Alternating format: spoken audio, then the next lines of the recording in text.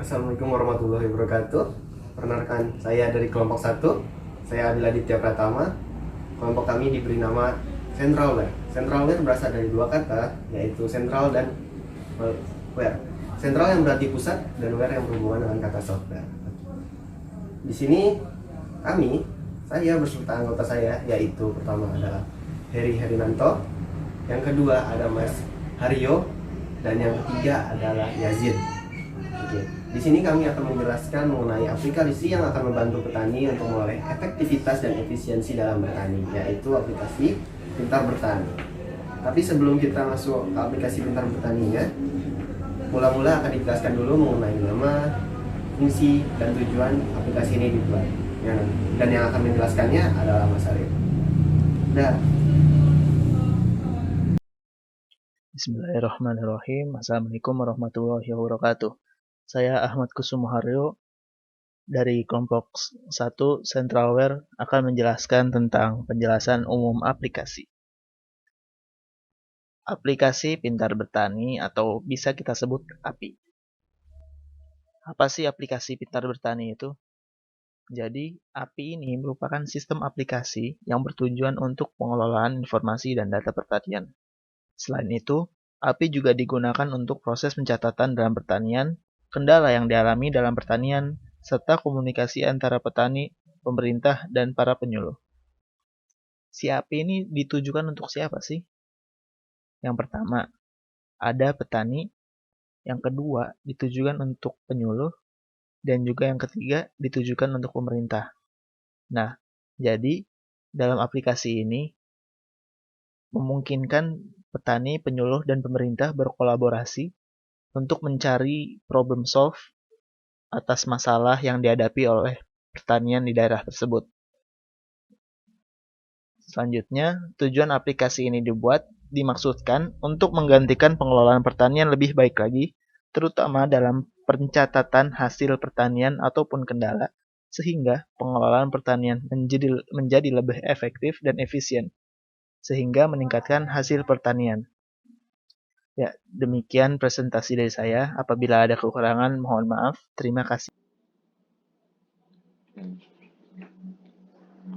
Assalamualaikum warahmatullahi wabarakatuh. Perkenalkan, nama saya Eri Harnanto.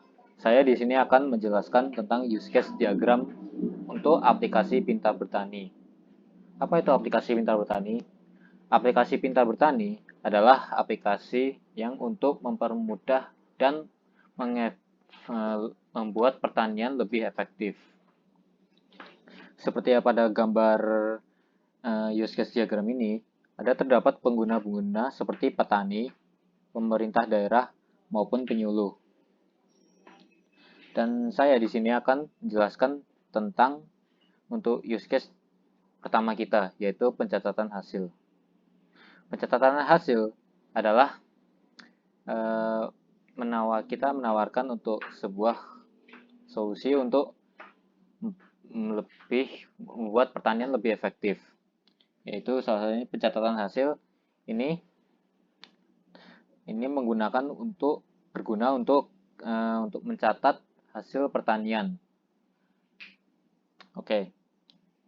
Yang untuk kedua adalah pencatatan kendala. Pencatatan kendala adalah berguna untuk mencatat sebuah kendala dalam pertanian.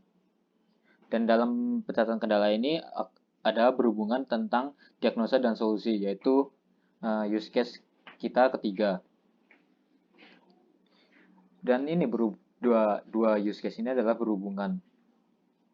Hal kedua ini akan berfungsi untuk jika mengalami kendala dalam pertanian, diagnosa dan solusi itu berguna untuk agar pemerintah daerah dan penyuluh untuk memberikan feedback, diagnosa dan solusi agar dapat mengatasi kendala yang dalam pertanian.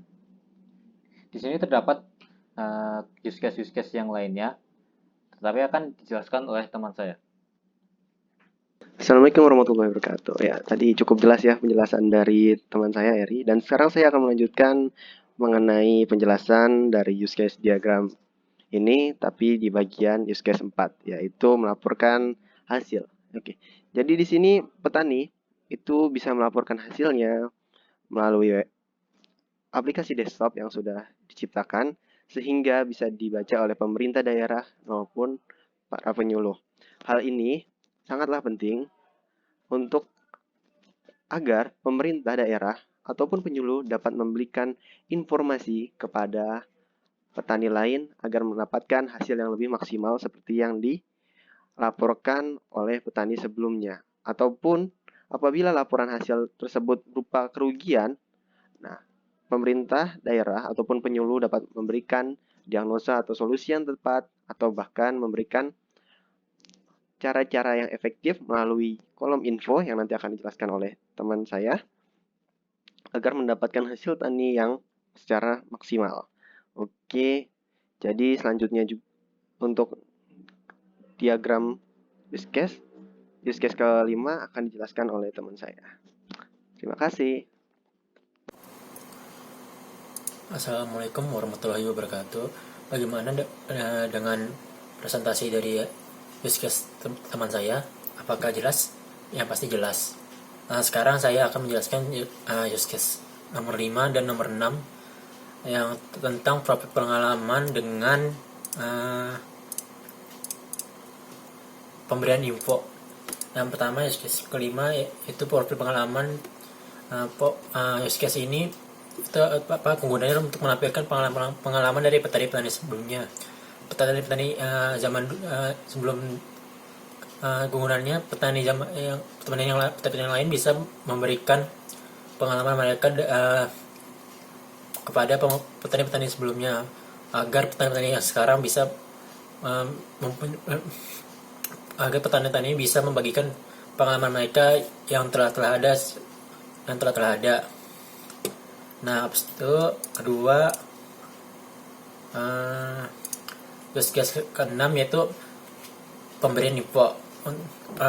Kegunaan dari use case ini adalah untuk memberikan berbagai info yang dibutuhkan oleh para petani dari pemerintah daerah atau penyuluh. Salah satu kegunaannya adalah para pemerintah bisa memberikan info seperti cuaca, jumlah bibit yang ada, dan lain-lain. Kegunaannya. Nah, sekian dari saya dari use case ini. Selanjutnya akan dijelaskan oleh teman saya selanjutnya. Assalamualaikum warahmatullahi wabarakatuh. Bismillahirrahmanirrahim. Saya Ahmad Kusumaharyo. Saya akan mendeskripsikan use case 7 dan 8, yaitu komunikasi dan prediksi waktu. Langsung saja saya menjelaskan use case 7, yaitu komunikasi. Jadi, fungsionalitas ini digunakan oleh pengguna, yaitu pemerintah daerah, penyuluh, atau petani, untuk melakukan komunikasi dua arah. Buat apa sih fitur komunikasi ini? Yang pastinya, fitur ini untuk konteks pertanian antara para petani, penyuluh, dan pemerintah. Misalkan nih, ada kendala, para petani akan bertanya atau konsultasi kepada penyuluh pemerintah atau bahkan ke petani lain yang lebih berpengalaman dalam mengatasi permasalahan dalam pertanian tersebut. Oke, lanjut. Yang use case 8, prediksi waktu. Fungsionalitas ini merupakan spesialisasi dari use case pemberian info atau use case yang ke-6. Fungsionalitas ini menampilkan prediksi waktu untuk bercocok tanam yang diberikan oleh pemerintah daerah atau penyuluh agar memberikan hasil yang maksimal. Jadi dari fitur ini itu para petani bisa menyimpulkan atau enggak bisa mengambil tindakan dari data yang diberikan oleh prediksi waktu ini. Kira-kira tepat gak ya bercocok tanam sekarang? Kira-kira bisa nggak ya tanamannya itu tumbuh kalau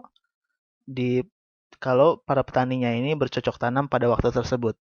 Jadi fungsionalitasnya itu agar para petani dapat mengambil keputusan. Oke, sekian dari saya. Mungkin kalau ada kesalahan, saya mohon maaf. Sekian dari saya, terima kasih. Assalamualaikum warahmatullahi wabarakatuh. Assalamualaikum warahmatullahi wabarakatuh. Ya, bagaimana penjelasan mengenai use case 8 oleh teman saya? Saya yakin cukup jelas, kan? Oke, sekarang kita akan lanjut mengenai penjelasan use case 9, yaitu tentang menampilkan profil petani. Oke, kenapa ini sangat diperlukan? Agar apabila petani ingin berhubungan dengan petani lain, tentu mereka harus mengetahui siapa yang mereka hubungi dan apa yang mereka ingin katakan, kan? Dan ini juga mempermudah bagi pemerintah daerah ataupun penyuluh apabila ingin melakukan pemberian diagnosa solusi dan apabila ingin melakukan pemantauan mengenai hasil pelaporan. Dan di profil petani ini ditampilkan yang pertama yang jelas adalah nama, yang kedua akan menampilkan luas lahan pertanian dan akan menampilkan produksi tani apa yang mereka produksi gitu. Jadi profil petani ini merupakan salah satu profil penting yang mesti ditunjukkan oleh aplikasi agar siapapun yang ingin berhubungan dengan petani tersebut dapat mengerti dengan siapa mereka berhubungan. Oke, mungkin sekian saja dari setiap use case, pembahasan setiap use case. Saya pamit undur diri. Assalamualaikum warahmatullahi wabarakatuh. Tadi adalah penjelasan mengenai setiap use case diagramnya yang telah dijelaskan.